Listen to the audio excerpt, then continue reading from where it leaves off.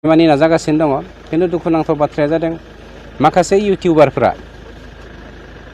माखासेखौ जों थोंजोङै मुं खारिनानै बुंनो हायो खिन्थु जों खारिनो गोसो गैया माने जानला मोनला नंनायनि नङैनि हारिनि थैजों सोमोन्दो गैयै माखासे इउटिउबारफोर दङ गावनि बेक्तिगत सार्थखौ जाफुंहोग्रा बिसोरो जाहाथा मेसेज होलाबायनानै मानसिनि गेजेरावहाय बिशृंखला सृष्टि खालामनो नागिरबाय दङ आं बिथांमोनखौ सांग्रां जानो होदों हारिनि थाखाय मावनो नागिरदोंब्ला आरो हारि मावनायजों लोगोसे गावनि उदैनिबो सोमोन्दो दंब्ला मोजां मावथों नङाब्ला बे हारिया खहा जायो बेखौ सांग्रां जानाया मोजां एभ्रिवान माबोरै दङ आसा खालाम नोंथांमोना गासिबो मोजाङैनो दङ नोंथांमोना भिडिअखौ नायनानै बुजिखाबाय जानांगौ मा बुंदों थारैनो नंगौ जोंनि बर' हारिनि गेजेराव ओरैबायदि इउटिउबारफोर दङ जाय माने गावनि लाबालाबनि थाखाय गावनि उदैनि थाखायल' भिडिअ बानायो आरो गावनि राजखान्थि माने जायखौ गाव सापर्ट होयो बेनि थाखाय माने वान साइडल' जानानै बाथ्रा बुङो गावनि वान साइड जानानैल' माने भिडिअ बानायो गोबां दुखुनांथाव थारैनो बेफोरबायदिया थारैनो जोंनि बर' हारिनि गेजेराव कन्ट्रभार्सि आरो एनायनि दाङाबाजि सोमजिहोयो नंगौ थारैनो जोंनि बर' हारिनि गेजेराव ओरैबायदि निउस पर्टेलफोरबो दङ निउस टिभि चेनेल गोबां दङ हारिनि गेजेराव गावस्रा गावसि खालामनो नागिरो हारिनि गेजेराव मा होनो दाङाबाजि खालामनो नागिरो आबां जाबां बाथ्रा बुंनानै थारैनो नंगौ बेफोरखौ आरो रनजित सारा डाइरेक्टलि मुं थांनानै बुंब्ला जों जोबोद गोजोननाय मोनगौमोन आरो गासैबो गोजोननाय मोनगौमोन आरो गोजोननाय थागौमोन नाथाय रनजित सार बेनि अनगायैबो गोबां इउटिउबारफोरबो दङ जायफोर इउटिउबार बर' हारिनि थैनाय थांनायखौ लानानै बाथ्रा बुङो हारिनि थैनाय थांनाय जौगानायखौ लानानै भिडिअ बानायो माबायदि मा लामाजों आगान सुरनांगौ आरो सोरबा दैदेनगिरिया मा खामानि मावनांगौ मा खामानि मावाखै मा खामानि मावदों बेफोरखौ बर' हारिनि गेजेराव फोरमायथिनानै होयो ओरैबायदि निउस पर्टेलफोरबो दङ रायजोनि जानानै बाथ्रा बुङो रायजोनि जानानै सोरबा दैदेनगिरिखौ बुङो खावलायो जे बेफोरबायदि मावनांगौ जोंनि हारिनि जौगानाय खामानि मावनांगौ बे खामानिखौ मावाखै बे खामानिखौ मावनांगौ थाबैनो हारिनि दुखु दाहा हारिनि खैफोद आफोदखौ लानानै बाथ्रा बुङो सोरखारनिसिम मानो निउस एबा खौरां दैथायहरो रायजो राजानि जानानै बाथ्रा बुङो नाथाय बैसोर बायदिखौ दिनै सोरबा दैदेनगिरिया गाज्रि मोननो हागौ थारैनो सोरबा दैदेनगिरिया गावनि खामानिखौ मावनो हायैयाव सोरबाया जुदि माबा मोनसे बाथ्रा बुंनानै होदोंब्ला एबा गावनि माने मावनांगौ खामानिखौ आसि थुनानै दिन्थिनानै रायजो राजानि सिगाङाव फोरमायनानै होदोंब्ला बै राजखान्थिगिरिया थारैनो नंगौ बेफोरबायदि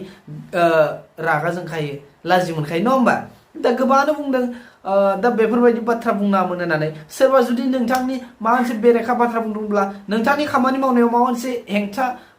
आबां जाबां बाथ्रा बुंदोंब्ला नोंथाङा डाइरेक्टलि मुं थांखिनानै बैसोरखौ मानो एफआइआर हम नङा होमबा दा बेफोरबायदि आरो दा बेखौसो लुबैयो गासै रायजो राजाफ्रा नाथाय बेफोरबायदि जोङो साननो हानाय जोंहाबो गोहो दङ जे नोंथाङा मा बाथ्राखौ लानानै बाथ्रा बुंदों मा साननानै बाथ्रा बुंदों सानदों नामा रनजित सारा जे नोंनि राजखान्थिगिरि नोंनि जि राजखान्थि हान्जा बे हान्जानि मा भिडिअ बानायग्रा गैया नामा वान साइड बाथ्रा बुंग्रा गैया नामा सानदों नामा जे गुबुन माने गावनि राजखान्थिनि गुबुन राजखान्थि अपोजिसन बेनिल' भिडिअ बानायग्रा दङ नङा नोंनि इउपिपिएलनि हान्जानि जानानै वान साइड जानानै बाथ्रा बुंग्रा वान साइड जानानै निउस होग्रा निउस पर्टेलफोर दङ निउस टिभि चेनेलफोर दङ इउटिउबारफोरबो दङ नोंथाङा मोनथिया थारैनो बेखौ नों मुं थांखिनानै होनो हाया मुं थांखियोब्ला दिनैनि दिनाव गुबुन अफिसन हमना ला नोंनि हेंथा बै हान्जानि सुबुंफ्राबो मुं थांखिगोन नों हान्जानि माने नोंनि हान्जानि थारैनो बेखौ गावनि हारिनि जिबायदि बाथ्रा बुंदों सोरखौबा हारिनि थै गैया मा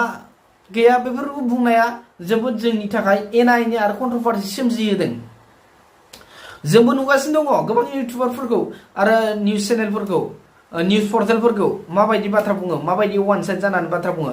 थारैनो जों मा बुंनो ना राजखान्थिगिरिफोरखौ जों बुंब्ला दाय जाखायो नङा होमबा गोबां इउटिउबारफोरबो दङ सैथोजों माने आगान सुरनानै सैथोखौ मानसिफोरनि सिगाङाव बुंथियो दिनैनि दिनाव बर' हारिया बबे लामाजों थांगासिनो दङ दिनैनि दिनाव बर' हारिया बेसेबां गुबुन हारिजों सैसे खालामजादों नोंथांमोना मिथिगौ गासैबो मिथिगौ दिनैनि दिनाव बर' हारिखौल' होखारनायखौ बांसिन नुनो मोनदों दिनैनि दिनाव बर' हारिनि गेजेराव मा गैया सीएम दङ इएम दङ मन्त्रि एमएलए एमपि बा गोबां दङ नाथाय दिनैनि दिनावबो बेफोरबायदि बर' हारिया होखारजानाय दिनैनि दिनाव जों मानो नुनो मोनदों दिनै बखिनाय नङा बियो बुंनाय रावसो दिनै सोरखौबा दैदेनगिरिखौ बुंदोंब्ला मावनो हायोब्ला मावनो हायाब्ला मावनो हाया बुंखा डाइरेक्ट थाल लानो दा बेफोरबायदि सोरबा जुदि रायजो जानानै बाथ्रा बुंनायावबो बबेबा राजखान्थिगिरिजों बबेबा राजखान्थिनि होननानै जुदि मा होनो बेखौ रुजुयोब्ला मा जानो नङा होमबा जोबोद दुखुनांथाव थारैनो जोंनि बर' हारिनि गेजेराव बांसिन बेफोरबायदि होखारजानाय हा सेजानाय बायदि बाथ्राया निउसफोराव आरो नुगासिनो दङ जों खोनागासिनो दङ दा बेफोरबायदि मानो जानो मोन्दों दिनैनि दिनाव सोरखौबा दैदेनगिरिखौ बुंब्ला बे बखिनायल' नङा जोबोद दुखुनांथावनि बाथ्रासो बखिनाय एबा सोंखारिनायनि बाथ्रा नङा बेयाव आरो सोंखारिनाय होननाय बाथ्रायानो फैया सोरखौबा दैदेनगिरिखौ जों बुंखागोन दिनैनि दिनाव जाय सरकार फैयो बै सरकारखौ जों बुंखागोन दिनैनि दिनाव बर' हारिनि गेजेराव बेफोरबायदि माने दुखु आफोद खैफोद आफोद जागासिनो दङ बेफोरबायदि माने अयनाय जागासिनो दङ बेखौ जों सोरखौबा बुंखागोन बे बुंनाया सोंखारिनाय नङा जोङो हमना ला आं जाय हान्जाखौ सापर्ट होयो बे हान्जानि सुबुङा माबा मोनसे आबां जाबां बाथ्रा बुंब्ला जोंबो बेखौ गनायगोन आरो आं जायखौ सापर्ट होयो जाय हान्जाखौ जाय पलिटिकेल हान्जाखौ बै पलिटिकेल हान्जाखौ सापर्ट होनायखौ सोरबा बखिदोंब्ला बे बखिनाय बाथ्राखौ एबा बुंनाय बाथ्राखौसो जों फकास खालामगोन जे बे बाथ्राया सैथो नंगौना नङा दा बेखौ जों हजम खालामनो हायो दा सारमोनाबो हजम खालामनो हानांगोन दिनै सैथोखौ बुंब्ला माबा मोनसे बुंनानै बेखौ गादबना दोननि बेथ' नङाना जोंनि रायजो राजानि जिबायदि लुबैनाय हास्थायनायफोरखौ जाफुङो मावफुंनानै हो अब्लानो सोर बखिगोन जुदि गावनो जुदि बखिजानाय खामानि मावनानै लायोबा गाव हान्जायानो जेनेबा गावनि हान्जायानो जुदि माबा मोनसे फेलार जायोबा खामानि मावनायाव बखिजाखागोन बुंजाखागोन दिनै बे बुंनाया बे बखिनाया सैथोना नंखा बेखौ जों गाव गावनो बिजिरनानै लानांगोन पलिटिकेल हान्जाया खनसे हमना ला 5 बोसोर खनसे जाबाय बेफोरबायदि जेनेबा 5 बोसोर बिदिनो खननै खनथाम बिदि मोनगोन दै हान्जाया बेखौ रावबो माने होबथानो हाखाया हमना ला सिगां जिबायदि सोलिबोदों हमना ला बिपिएफआबो खनथाम देरहानानै सोरखार सालायबाय दिनैनि दिनावबो इउपिपिएलआ सोरखार सालायोब्ला माने गभर्नमेन्टआव थायोब्ला खनथाम खनब्रैया थागोन किन्तु बेनि नेक्स्टआव माब्लाबाबो रायजोखौ आरो फिन गावनि हान्जानि मददगिरि खालामनो हानाय नङा दा बेफोरबायदिनो जादों सिगां जिबायदि खामानि मावबोदों रायजो राजाफ्रा नुबाय बिपिएफ हान्जाखौ माबायदि खामानि मावदोंमोन दिनैनि दिनाव जिबायदि माने खावसे बाहागोआनो इउपिपिएलखौ सापर्ट होबाय सिगांथ' बेफोरबायदि सापर्ट होनाय गैयामोन जायनि थाखाय सरकार दानोबो हायाखैमोन गभर्नमेन्टआव फैयाखैमोन नङा होमबा दिनैनि दिनाव मानो फैनो हाखो बैसोर सिगांनि जिबायदि सरकार सालायनाय बेखौ मोजां मोनाखै दा बेनि थाखाय गोदान सरकारखौ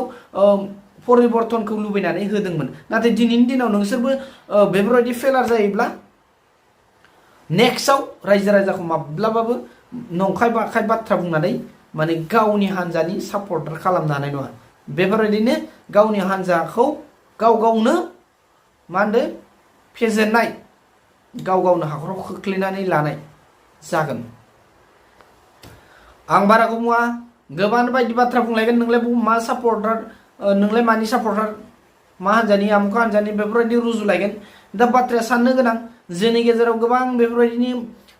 फेसबुकफोराव नायोब्ला गावबा गावनि राजखान्थिखौल' मोजां बुंखायो माने ना ओरैबायदि साननोनो थाङा माने गाव गावनि राजखान्थि हान्जाया जि मावदों जि मावाखै